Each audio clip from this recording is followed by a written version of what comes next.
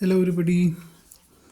आइए हम जो क्वेश्चन 2 का सेकंड क्वेश्चन है एक्सरसाइज 4.3 कक्षा 10वीं की गणित का वो करते हैं।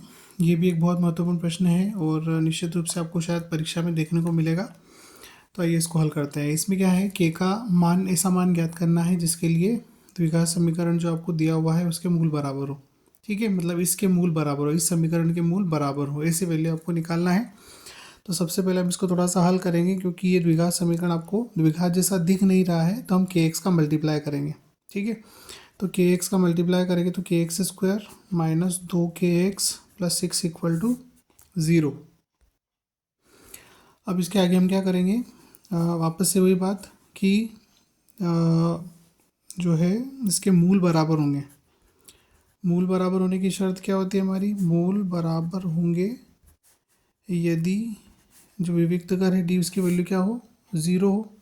ठीक है, मतलब बी स्क्वायर माइनस 4ac बराबर 0 होना चाहिए, क्योंकि डी की वैल्यू ये होती है। अब उसके लिए हम क्या करेंगे, जो हमारा द्विघात समीकरण है ए बी सी की वैल्यू निकालने के लिए तुलना करेंगे हम।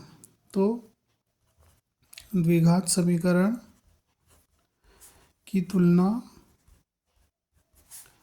ए x square plus b x plus c बराबर 0 से करने पर, ठीक है, तो इसकी तुलना करोगे आप तो क्या मिलेगा आपको, ए बराबर के, बी बराबर -2 के, सी बराबर 6। यह एक बहुत ही महत्वपूर्ण बात की तरफ मैं आपका ध्यान दिलाना चाहूँगा। विद्यार्थी अक्सर क्या गलती करते हैं कि वे ए की वैल्यू तो के लिखते हैं, लेकिन बी की वैल्यू में यहाँ पर एक्स के साथ में जो भी वैल्यू है वो सारी बी की वैल्यू है। ठीक है, तो वो अक्सर ये गलती करते हैं कि या तो -2 लिख लेंगे या केवल के लिख लेंगे। ऐसा नहीं करना है आपको। ठीक है, चिन्ह सहित सारी वैल्यू लेना है, मतलब एक्स के अलावा जो भी है वो सारा बी है। ठीक है, तो ए बी सी की वैल्यू हमको मिल गई है। अब हम लिखेंगे कि बी स्क्वायर माइनस 4ac बराबर 0 होगा, मूल बराबर होने के लिए। यहाँ पर आप ए बी सी की वैल्यू रखेंगे तो -2 का स्क्वायर -4, ए की वैल्यू हो गई के और सी की वैल्यू हो गई 6 इक्वल टू 0। इसका स्क्वायर करेंगे आप तो क्या मिलेगा, 2 का स्क्वायर 4 होगा, -2 का स्क्वायर करेंगे तो प्लस के 4 मिलेंगे, प्लस के 4 मिलेंगे, के स्क्वायर -24 के इक्वल टू 0। ठीक है, अब यहाँ पर आप देखिए कि यहाँ पर 4 के हम कॉमन निकाल सकते हैं, तो 4 के कॉमन निकालोगे तो के -6 इक्वल टू 0। ठीक है, अब यहाँ पर हमको दो फैक्टर मिले हैं, 4 के और के -6। तो हम क्या करेंगे, हमारा जो सिस्टम है उसके अनुसार हम करेंगे। यदि 4 के इक्वल टू 0 तो के की वैल्यू आपको मिलेगी 0।